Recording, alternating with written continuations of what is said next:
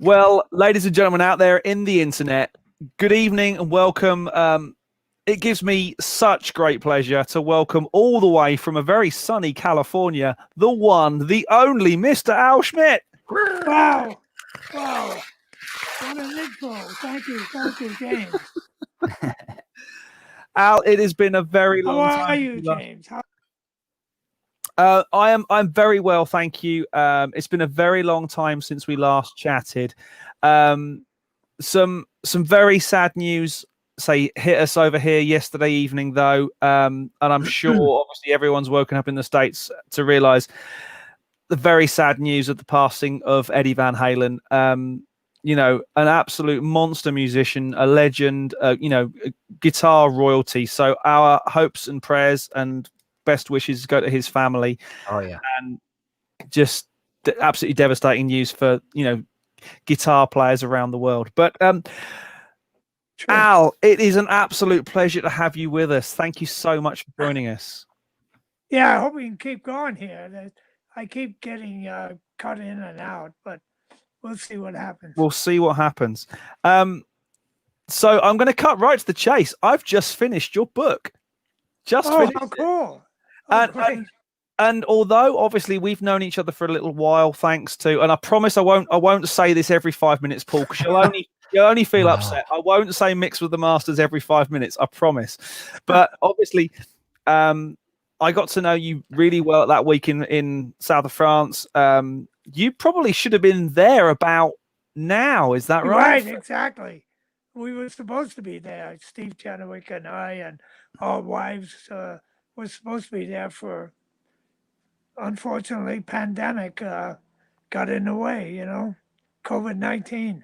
It's certainly done that to quite a lot. Well, let's face it, it's done that to pretty much everything and everyone. So, but diving back to the beginning, obviously, having read the book and really enjoyed it, I have to admit I didn't read it. I'm a great fan of Audible, and I always find the funny thing with those is you always hear say if you know the person, you hear their voice when you read it. So true.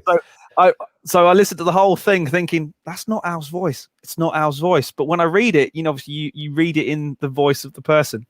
But for those of you who don't know you and how in our world can you not be aware of Al? How did you get started in all things audio and studios and recording and stuff? Wow. Well, my start was I was 8 years old.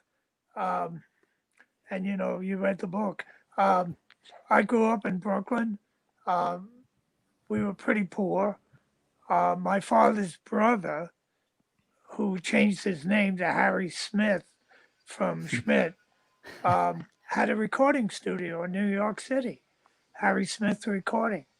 And from the time I was 8, my dad would bring me over there every so often, and I'd watch what he was doing. And then after a while, I was able to go by myself, get on the subway, go over to Manhattan and go to the studio. And I would spend the weekend with him and just all the time in the studio that he was working. And I would help set up chairs and wrap up cable and all kind of clean the chip off the acetate. And I got to meet everybody. Les Paul was his best friend, so he was my Uncle Les. Orson Welles was there all the time, Bing Crosby, some of the greatest. Frank Sinatra did his first ever recording there. So I got to see all these people. And my uncle, of course, was doing very well. He had a beautiful apartment on Riverside Drive in New York, and he always had a lot of money. And he took me to the best restaurants, to the fights in Madison Square Garden, to the hockey games. And we were so poor, we didn't have could do any of that. So I always wanted to be like him. I wanted he dressed nice all the time. Everybody knew him. We always got great tables at restaurants. And it was great. So I said, that's what I want to do. And, you know, it stuck with me, I guess. And when I got out of the Navy, he called me and said he had a friend that had a studio, and would I be interested in learning to be an apprentice? And I said, absolutely. So I went over to interview. I got the job, which I knew I would because the guy that owned the studio was my uncle's best friend. And then, I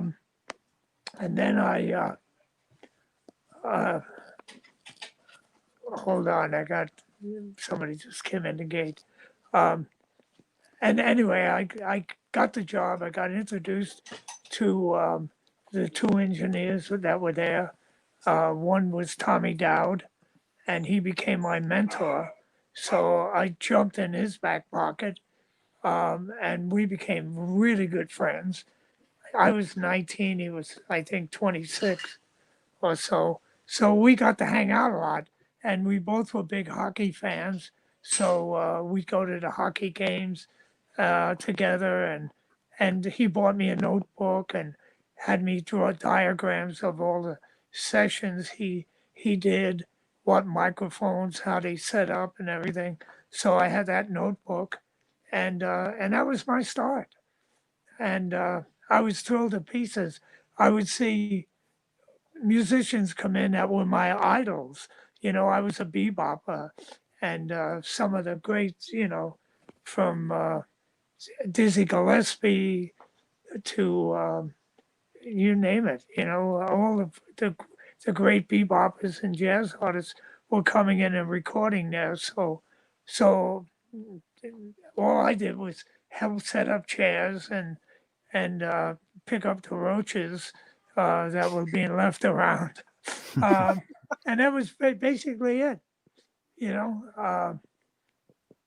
So Yeah, by my reckoning, then that means that you've been in the sharp end of the industry for over 70 years. yes, Jesus. yeah. That It was 70 years in March that passed. wow. Wow. Yeah, That that's a pretty good record, isn't it?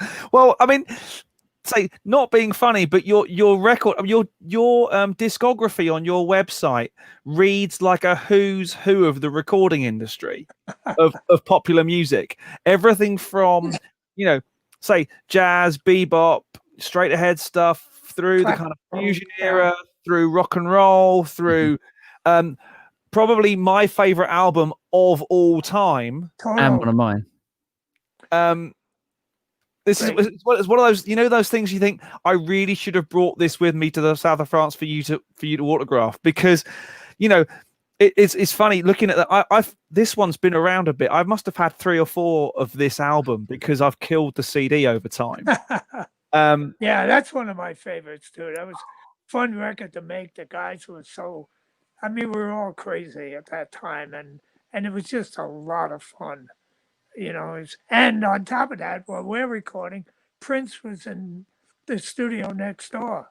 So Wow. yeah, there was a lot of basketball going on outside the studio. Wow. So obviously, as you know, we're live this evening, the afternoon in California. So anyone out there who's got questions, obviously Paul and I have got enough questions to keep Al going probably till some point tomorrow afternoon. But if you've got any questions out there, get them in and we'll do our very best. I don't know, because Al's on an iPad or a phone. I don't know if you can see the questions down the side as they come in, but we can see them and we'll keep doing Yeah, our we can best ask. That's okay. We can ask them. to keep them going for you. One of the things that I want to ask, and hey, it's our show, so I get to ask. I know that you are a massive fan of one of some of my favorite devices in the studio, microphones. They're my personal catnip, I know, and I know you love a microphone.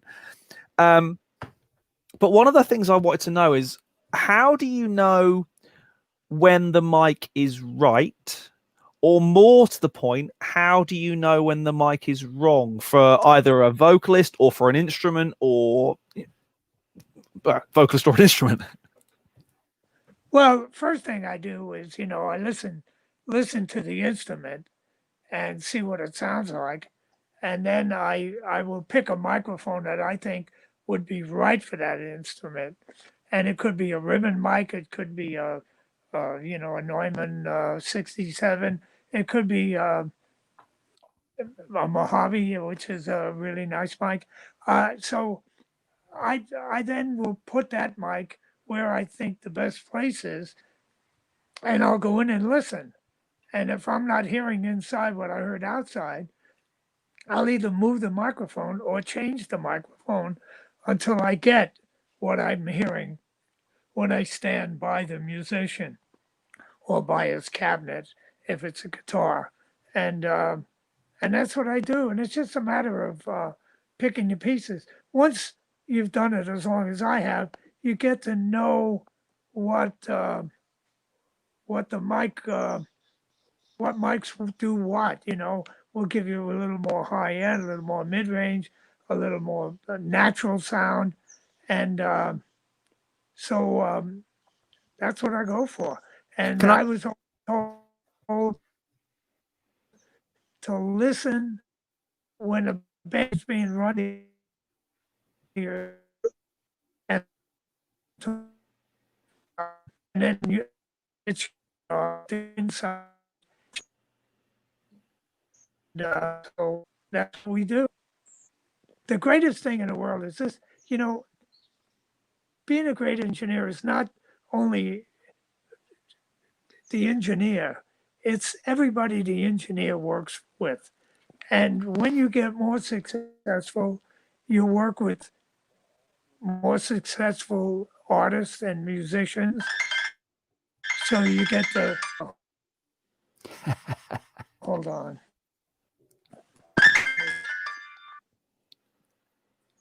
If that's your ringtone now, that's cool.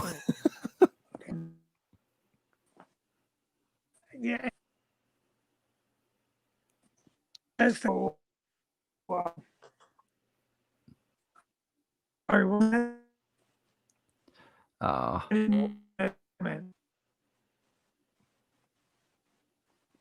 Al, you're cracking up a bit. If we on?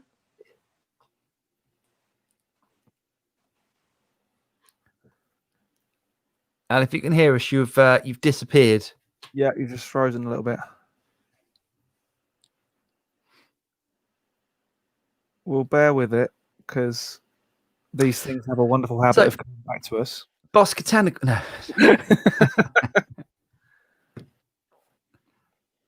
Al, you have definitely frozen.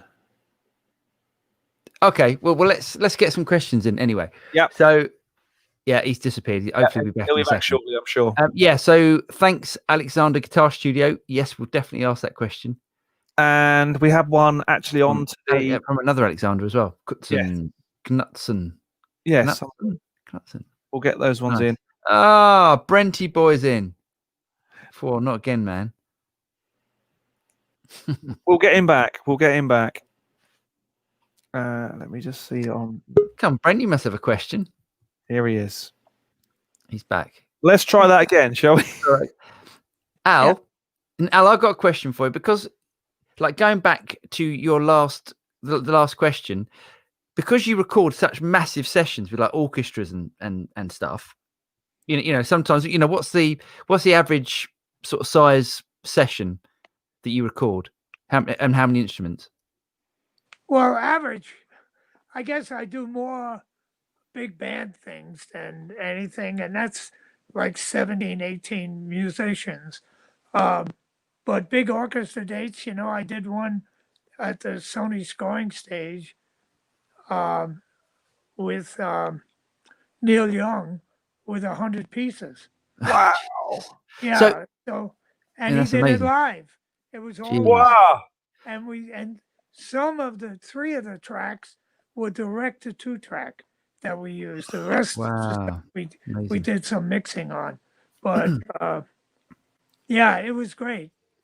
So, can I ask them? Can I ask, because your last answer that you said that you know what microphone to use, or you go in and then you listen to what's being played and then you put the right microphone in. How do you do that with such a massive? do you actually go around and to all the musicians, all the sort of 17 musicians, obviously not the big band stuff, and then do you go, right, I'm listening to that now, I know the mic for that, and then you go to the next person, or do you just like go, no, I'm going to do the whole thing?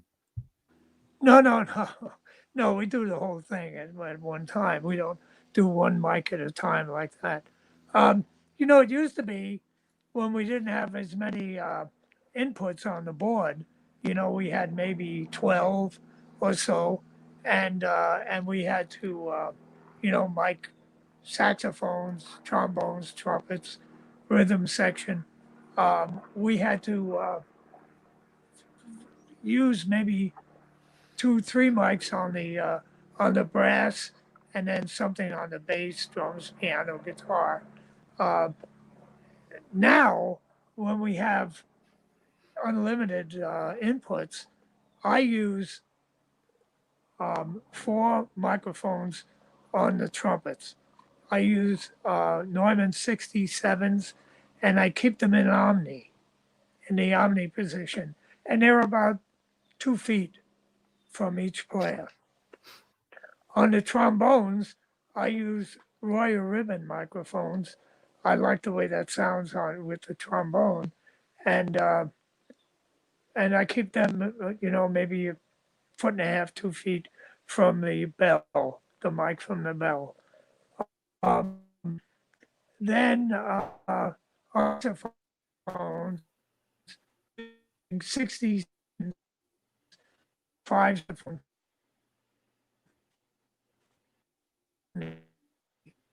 I sing Novi 1000 in Omni, and it really, really sounds good. So that's it. And then my drum setup is pretty much always the same. On the bass, I use 2 microphones, 2 M149s. I put one on the F hole and one a little up by the fingerboard to get a little of that finger stuff. I use, a mic on that fits a rhythm guitar. I'll use an Audio Technica 5047. I like that.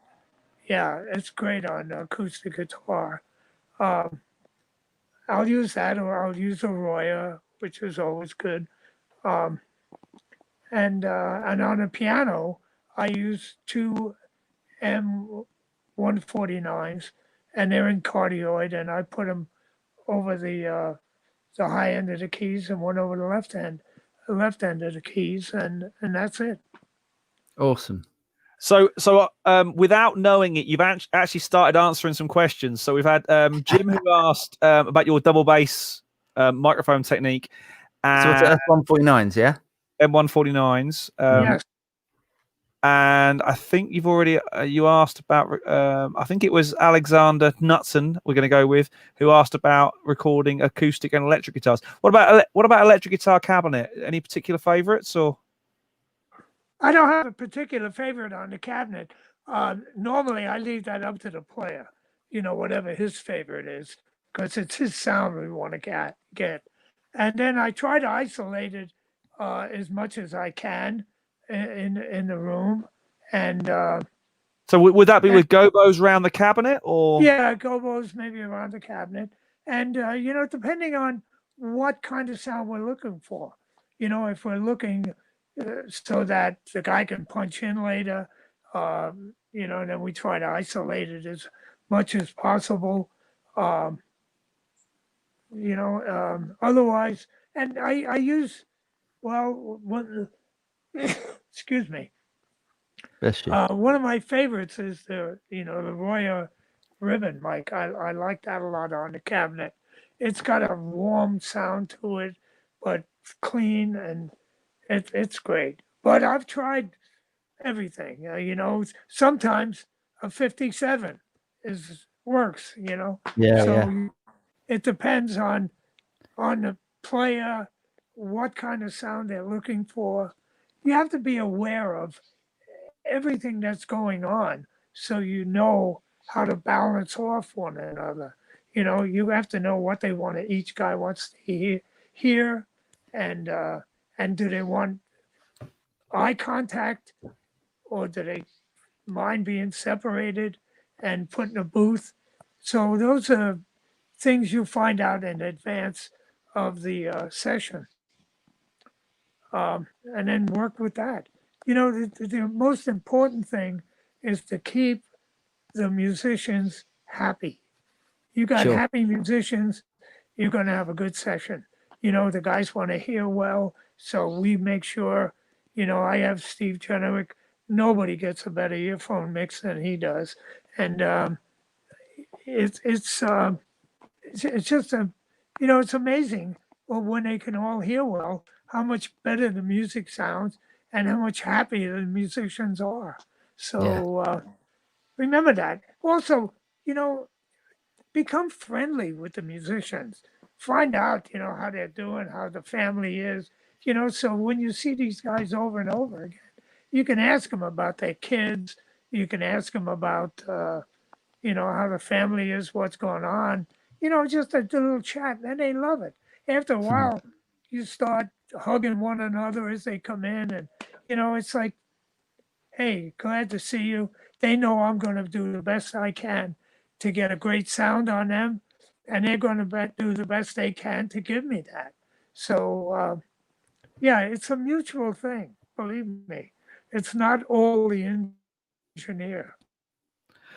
We're getting a lot of questions along sort of the more technical lines about microphones, things like that. Alexander's Guitar Studio. I'm not. Are you there, mate? Oh. That was a little gar. Okay, I didn't quite hear that. We'll go again. Alexander's Guitar Studio, which is a strange surname, I'll agree, says, Al, can you recommend any microphones for soft, gentle female vocals? Well, my favorite is the Neumann U47. That's the first mic I go to on any vocalist. I would try that on a soft female vocalist. It's great. You got to use a good preamp, and if you have a Fairchild, so you can just tap it, or any compressor. Don't over compress, just like a DB. Try to use a tube compressor so you get the tube warm, but just tap it a dB at a time, and then learn the vocal, learn the song, so that you can say, I hand monitor, and Ivy, you watch me do it. James, when I learn when the singer's going to get loud, so I can take the fader back a little, and when she or he is soft, I can move it up a little. We didn't have compressors when I started, so I was the compressor, and that's how we learned. So I still do that, and it works better than anything, because you're not hearing a compressor grab and pull something down. You're doing it, but you're doing it as musically as possible. You probably know this, but there is a moment at Mix with the Masters. Sorry, I promised I would. Done it again. Yeah, there is. There's a moment at Mix with the Masters where you were recording Celeste, beautiful female vocalist, and we're all kind of, we've been in the studio for a little while, and everyone's kind of getting a bit fidgety is probably the best word. And Steve sort of whispers around to everyone, now, this is the thing. This is the Al thing. And it's basically watching you do the absolute opposite on the fader of how she's singing. As she comes up in volume, you come down a tiny bit. As she goes quiet, you push up. And it's magical to watch. I mean, it is... Yeah, magical is the best phrase I can use, because it's like you're in sync. You've learnt the vocal, you know exactly where she's going to go, and it was just a beautiful thing to watch. And that, as you say, it's real compression. It's finger compression. True. Yeah. Well, that's how I learned. I learned from the best in the business. My uncle and Tommy Dowd and just quite a few other great engineers. So I watch guys and see how they do something, or I listen to records, and if I hear something that I like, a sound, I'll call the engineer if it's somebody I know, and if it's not, I'll try to reach out to him and find out. I say, man, how did you get the sound on that? What did you do there, or so forth? And most guys will, we don't have any secrets, or we shouldn't have any. I mean, we're there to make better music. Yeah. So most engineers will tell you, and exactly what they did and how they did it, or sometimes like it's an accident, they opened a mic they shouldn't have opened, and that's where the sound came from, and they're honest about it. I think one of the things that's coming through loud and clear on all the comments, that the questions we're getting, is a vast amount of praise and thanks for the fact that you are so open and sharing about your craft. Because I've been lucky enough to spend time with you, and Paul and I have both had time to spend with other great engineers, producers, mixers, who are totally happy to share their knowledge and their skill about what they do. But you'd be surprised the number of people who aren't. So I think from everyone who's listening and everyone who's watching after the broadcast finishes, thank you for everything you put back, because it's fabulous. It's absolutely fantastic. Ian has come up with a question. Hello, mate. Who says, what was it like working with Ray Charles? It's the greatest. I worked with him. First time I worked with him, I think, was 1961. I did the second part of Country and Western Volume 2. And then right after that, maybe 6 months later, I did Ray Charles and Betty Carter, that album. It's still one of my favorite albums. All live, everybody in the room. He was at the piano. She stood next to him with a hand on his shoulder. And we had the big band, and Marty Page did the arrangements. And it was great. Back in those days, he was kind of strung out on heroin. So every time, it's true, every time we had a break, they would take him off to the bathroom and give him his fix, and then he'd come back and we'd keep going. We did all those songs in probably 7 hours, and it's all direct to mono and 2-track. There was no editing, no fixing, no nothing. That was it. And it was one of the joys of my life. Then I got to work with him later. I did a big band thing with him. And then, of course, I did Genius Loves Company, his last album. And Ray and I, at that particular point, were pretty good friends. So he knew what I liked to do. I knew what he liked to do. He always gave me a big hug. He always had a great smile for me. But I could never get him to sign a picture. And the reason is he never signed anything because he didn't know what he was signing. So he would not, because he couldn't. Yeah. It might have been a contract or something. So he wouldn't. So it was kind of, we would joke about it all the time.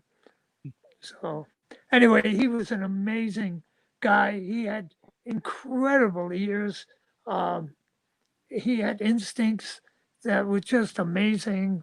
My friend Tommy Dowd did some great albums with him, and we both felt the same way about him. He was a man to love. His music, his instincts, and when he was in a good mood, there was nobody better. And I'd be talking to him, and one of the background singers would come by, and he'd go like this with his nose. Does she look as good as she smells?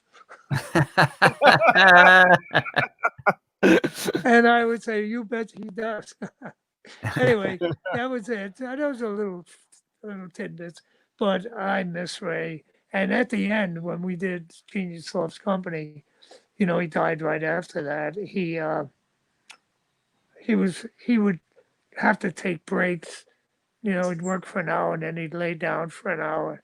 Then he'd come back. We'd do the same thing over and over. You know, he knew what he wanted, and it was just a ball to work with him. Phil Ramone was the producer, and you know, Phil was a dear friend, and I always loved working with Phil.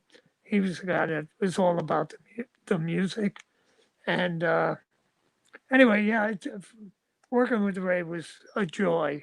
Everybody should have had that opportunity. Amazing. Sorry, I'm running Yeah, out of breath a little bit.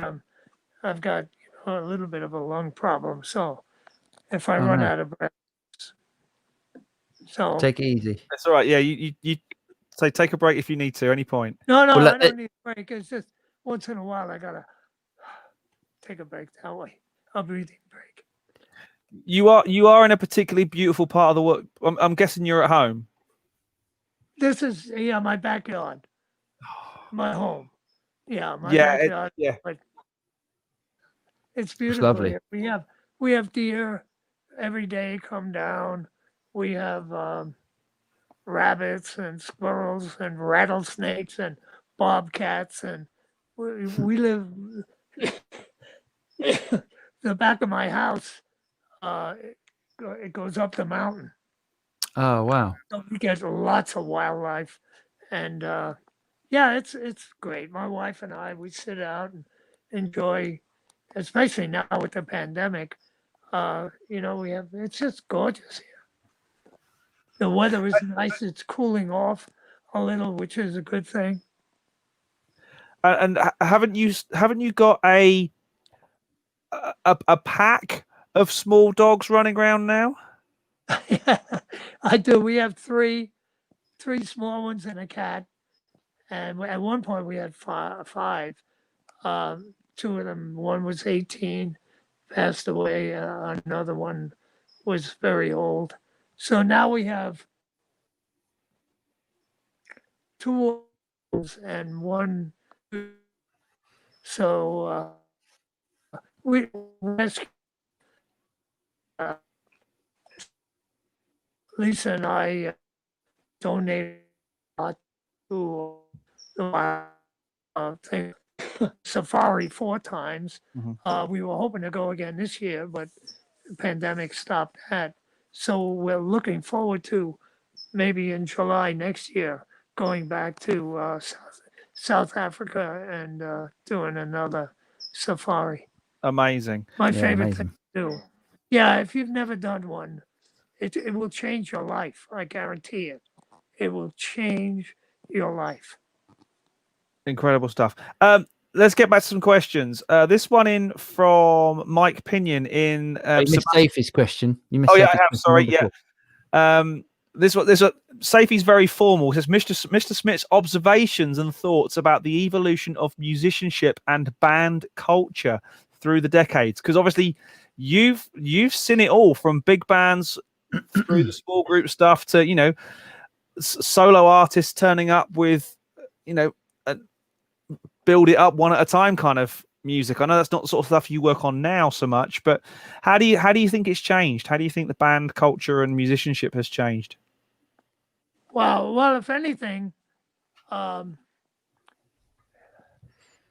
think we have more really good musicians today.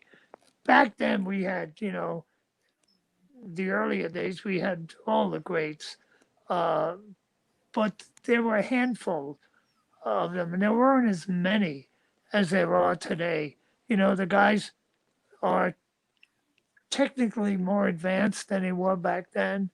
I don't know if I don't know how to put this in the right way, but some of the greatest musicians that ever lived were back in those days. And so many of the guys that are living and working today pattern themselves after some of those guys. But we have the schools now that we didn't have back then, music schools. I think we have more really, really good musicians today than we had back then. Although back then there were the great big bands. We don't have that anymore. I miss that, boy. That's my favorite thing to do. Big bands. I don't know. It's hard to say. There were some outstanding musicians back then that would be outstanding at any time in any place. And there are some musicians today that would have been outstanding back then. So I think we have, the best of both worlds right now. We have the artistry of back then and, the bebop and when all that started. And plus the fact that a lot of the musicians are technically aware of what's going on. They know microphones, they know boards, they know how to arrange. So I don't know. It's a difficult one, isn't it? Would I want to go back to the old days? I don't think so. Interesting. I'm happy where I am now.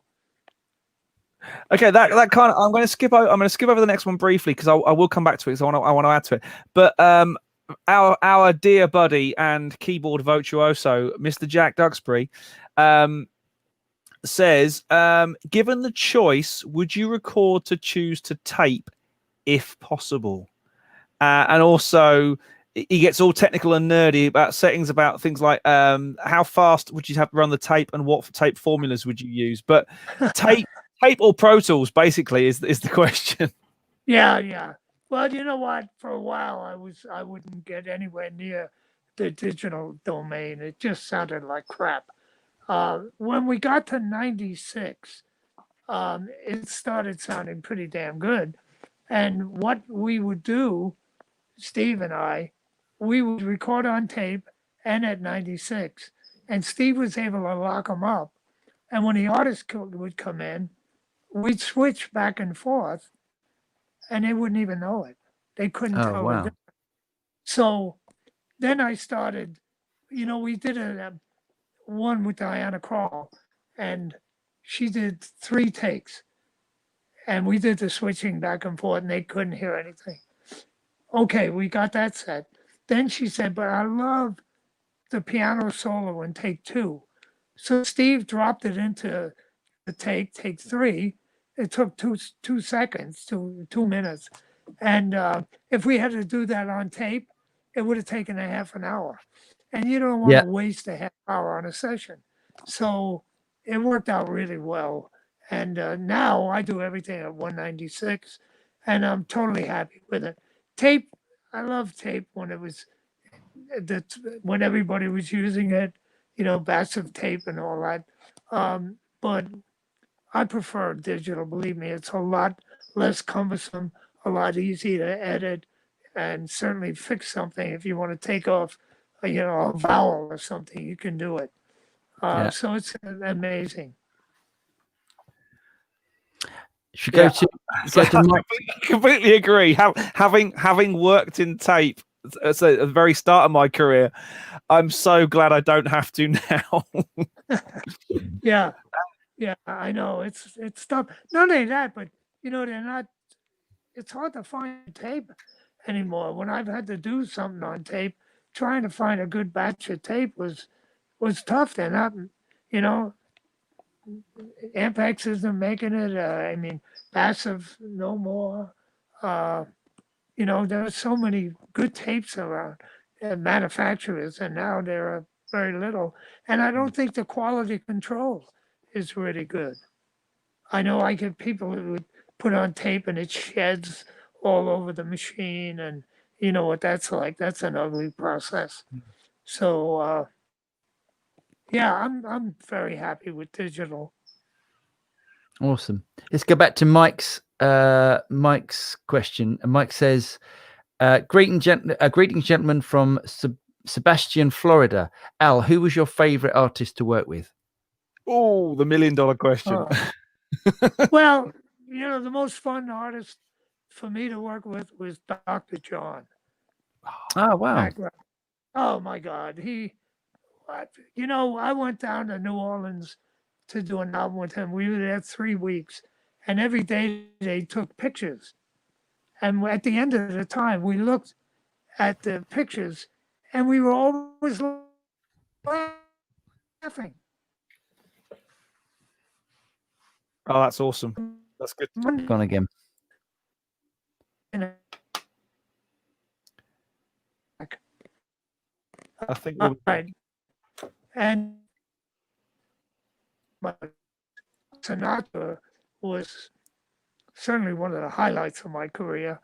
I've been a huge, major Sinatra fan since the time I was 13. So he was another one. And Ray Charles. When did you first meet Sinatra? Because Paul I think McCartney. was it the duets album you did with Sinatra? Yeah, the duets, both. Duets 1 and 2. Wow. Wow. Yeah. Yeah, it was great. And we got to have dinner every night. There were like 6 of us. And we'd go to this restaurant, and Frank would hold court and just tell stories. We heard great mafia stories, just great stories about artists. It was incredible. That was an amazing time. Ray Charles was another one. Okay, so Gone again. oh,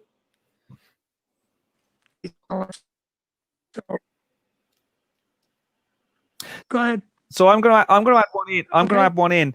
Are there any artists that you have either missed out on working with, or is there any you still want to work with that you haven't done yet? No, I think I got to work with everybody I wanted to. But if I could pick one artist that I've never worked with that I would like to work with, it would probably be Sade. Wow. Oh, interesting. I just love the sound of her voice. It's just, she just kills me. She's amazing. So that would be it. Wow. Not what I was expecting. I have to admit, not when I was expecting you to pull out the bag, but amazing. Yeah, no, I've worked with everybody else. Who the hell else is there? I work with Paul McCartney. I work with Bob. With that, there isn't anybody out there I haven't worked with. He hasn't mentioned maybe Studio her Rats. at this point. Yeah, he hasn't mentioned Studio Rats yet, Paul. Maybe he thinks that. There's still time. Our friend Trevor at Sontronics says, you're probably expecting me to ask about microphones, but I'm not going to. He wonders what sort of music you like to listen to in your downtime. Well, I listen to 2 types of music. When Lisa's with me and we listen to a lot of classical music. So, and that's we both sit and read. We both love to read, and we listen to classical music. Jazz is what I prefer to listen to, and I listen to all the old great jazz albums, and Miles, and you name it. All the great old jazz artists. Which album did you work with Miles Davis on? Because I know that's on your list, but I was like, I didn't realize that you worked with Miles Davis. I was like, wow, Yeah, no, I worked on a Tutu album. Tutu. Yeah, I worked a little on that. I had an accident, and I hadn't worked for a couple of years, and I was just doing work for like motion pictures. I was working on the movie Dune with Toto and that kind of stuff. And so my hearing in my left ear, I had an accident, and I lost a lot of the hearing in my left ear.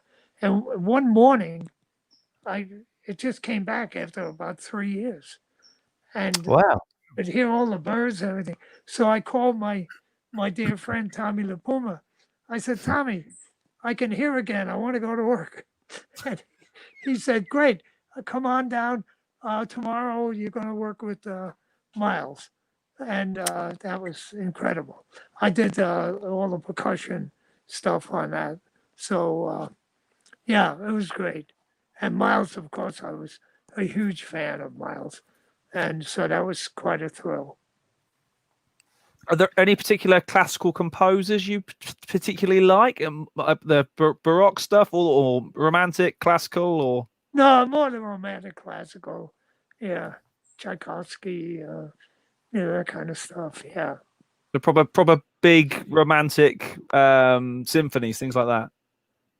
Right. Oh, piano solo. I to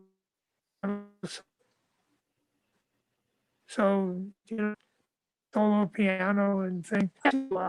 If I'm going to record piano, I'll listen to some of the great Rubinstein things and whatever before I go in the studio, just to get my ear tuned to what a great piano should sound like.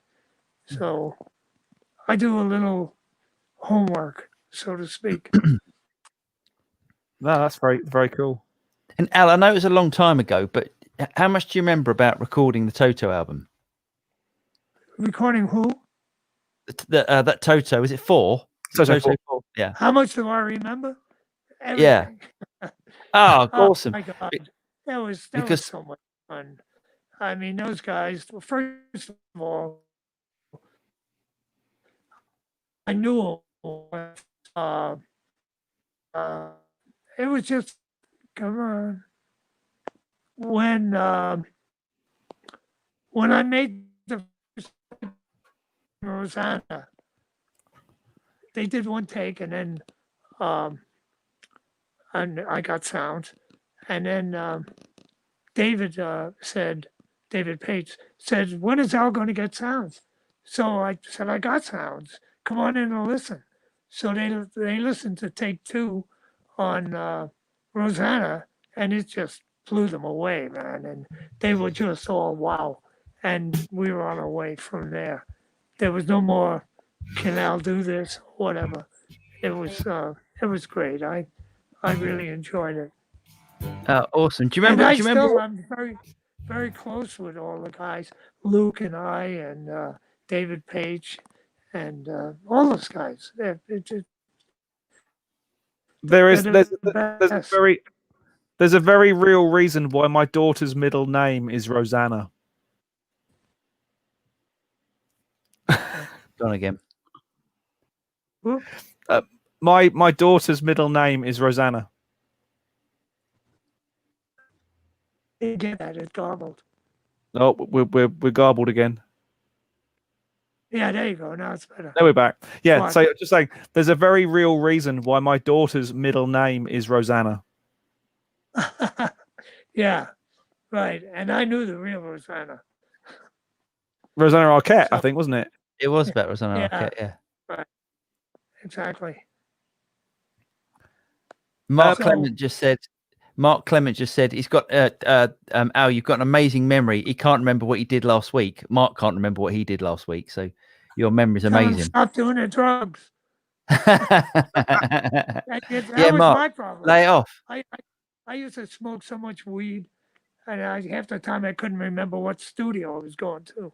It's just, yeah, back in those days. Now I don't drink or do drugs. I've got 33 years of sobriety coming up in wow. in January. Yeah. So God. I'm very proud of that. And 33 of the best years of my life. I met my wife sober, and we've been married now 29 years, and God bless her. So yeah, my life is good. I can just get my lungs straightened out. I'll be a happy camper. Absolutely. Is there? Are you working much, if at all, at the moment? Is there much sort of studio session? Well, let me tell you what. I just did the new Diana Krall album. It just came out, and I just mixed and recorded most of the new oh man, I'm telling you, this went blank. Um, I'll think of it in a minute. Um, and now I'm going in next week. I'm going into mix Willie Nelson, a Willie Nelson wow. album. Yeah, so that's pretty cool. Yeah, Are you mixing at Capitol? yeah, I am. Very cool. Yeah, yeah, it's great. So I've been busy, doing what I don't do any sessions because I don't want to be around musicians. I can't afford to get the coronavirus, so I'm really really careful. So there's usually just two of us. Chandler's working with me next week, so it'll just be Chandler and I. No artist, no producer, and we mix and send it off to them, and they tell us what changes they want, and we do it, and that's it. And on to the next one. Amazing. Sophie says Jefferson Airplane's White Rabbit is a landmark, especially in terms of ambience. It's ethereal and elevates the compositions to another level. Do you have any particular memories about? Well, I suspect working with Jefferson Airplane is a memory in itself, but any particular memories about the sessions and about the sound and getting that sort of big ethereal tone? I know I didn't do that. I didn't do White Rabbit. That was Dave Hassinger did that, and I was producing at the time, and so they had their own producer. But the Jefferson Airplane hated the way that sounded. They thought there was way too much echo, and so they didn't want. So the next thing, CA, so they threw me in with them, and I did that. They liked me. They liked what we were doing, and I wound up doing After Bathing at Baxter's, Crown of Creation, plus Its Pointed Little Head, and my favorite was Volunteers. So that was it. And then, I got to do a lot of work for them in Grunt Records. They had a label called Grunt. So I did a lot of work for them on Grunt. That's Amazing. it. They were fun. I got spiked a few times with acid. Yeah. So I was careful. If I took my eyes off a drink, I threw it away. I wouldn't. I was doing the live Hot Tuna record, the first one, and it was a live record, and Owsley was doing the front of the house, and he and I were at the bar, and I was drinking apple juice, and so we were talking or whatever, and I went out to the truck. We had a big truck, remote truck to record with, and Alan was my engineer, Alan Sense, and so I got in the truck and I sat down and I had my pad and pencil. I was going to make notes, and all of a sudden my feet were 2 miles away. I looked down, I could see my feet too, and I said, "Oh boy!" And then it happened again, and I knew what had happened, and I said to Alan, you're on your own," and that was it. So we recorded that whole thing. I was just whacked out on acid. Yeah, so I never got stung again. I learned my lesson to really be careful, especially around Owsley. So you and Steve have worked together for Steve Jenrick, who was on the program on our show a couple of 3 weeks ago now. Yeah, about that. You and he have worked together for, is it 20 something years now? 15 Yeah, something 20. years? Yeah, 20 and a couple, I think. Probably around 21, 22, somewhere around there.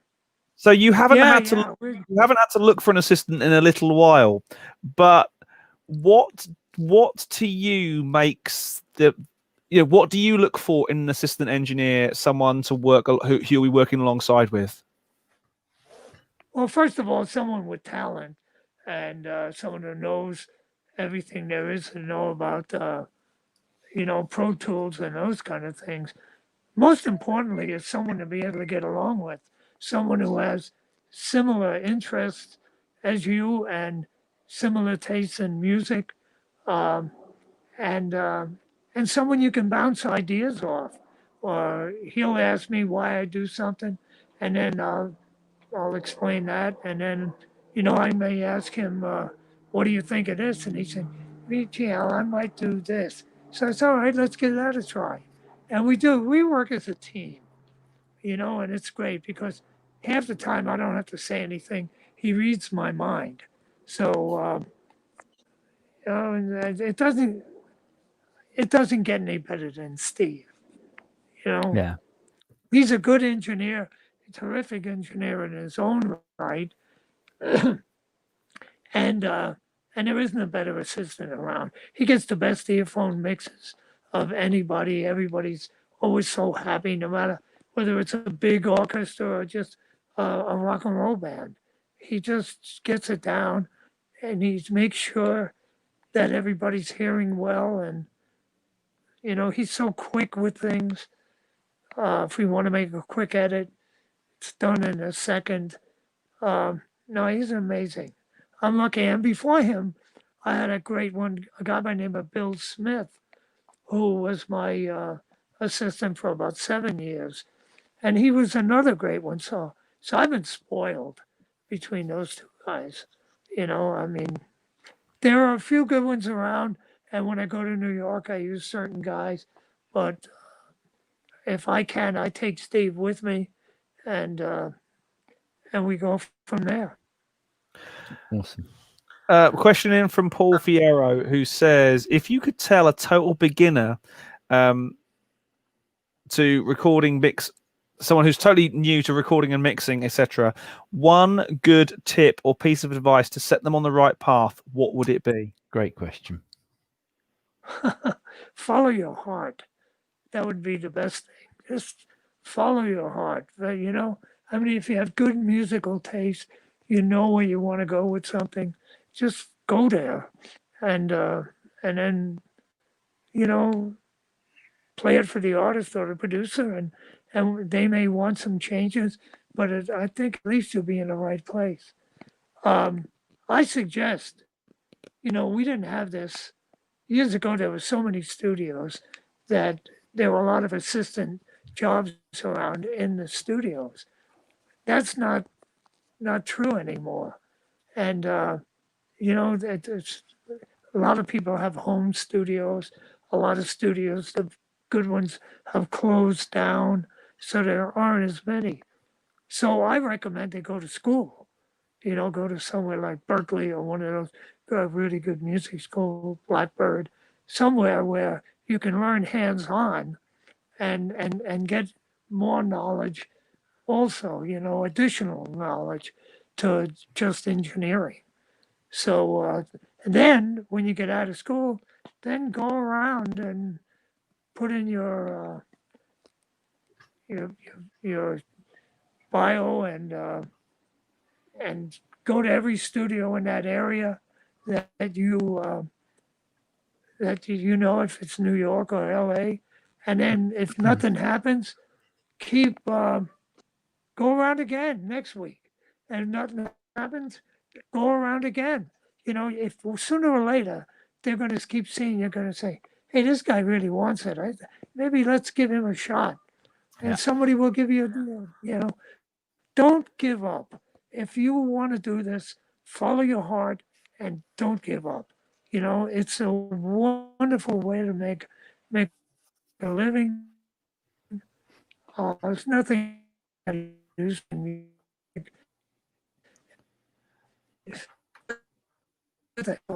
don't. Oh, we've lost him again. Hello? Yeah, we're here now. Yeah, be back. Yeah, here I am. Oh, it's that guy again. What's that? Al, I was I'm done. very yeah, Al, I'm very aware that we've taken up enough of your time, sir. Thank you so much for joining us. Thanks, Al. Thank you very much. Did you As get ever, enough? Oh You yeah. got enough? it's Great. it's always a pleasure to talk to you. I could sit there and listen to stories for hours, but say I'm very aware of taking up your afternoon. So thank you for joining us. Thank you out there in YouTube and Facebook land for joining us. Thanks for all your questions. Al, a big social James. distancing kiss, a big social distancing kiss to Right. you and Lisa. Yeah, and same here. A big hug. But listen, James, anytime you want to call me, call me. I'm around. I'm always available for you. You were one of my favorites in the classes, and just to hang out with. I wish I could have a beer with you, but I don't drink. But I'll have Well, hopefully, maybe it say I don't think there'll be a NAM the 2020. next time you come to LA. I don't think there'll be a NAM 2021, perhaps. What? But I'm sorry. I don't think we'll be over for NAM 2021 because obviously they've already canned it. But next time we're over, definitely, Yeah. we'll get together and hopefully hugs will be allowed by then. Okay, great. Listen, love you guys. Thanks so much. Cheers out. Again, if you want me back, let me know. Mate, right. you're welcome Talk anytime. to you soon. Cheers, buddy. Thank you. Take care. Bye-bye. Bye-bye. Thank you. Bye. Well, ladies and gentlemen, once again, the one, the only Mr. Al Schmitt. Amazing stuff. So I could talk to Al for a week and not get bored of just picking at every little ounce from his encyclopedic brain, as we witnessed this evening. Absolutely. I've got no idea who we got on next week. I don't even think we've got any plans for next week yet. So maybe we just do a Q&A or something. How do we follow that? I don't know. What can we get? So thank you out there for watching, and we will see you next week. Hopefully, we don't know what will happen. We'll let you know. We'll put the usual advert, teaser, trailer thing out, and we'll see what happens. But say thank you for joining us. It's good night from me And me. See you soon. Bye bye.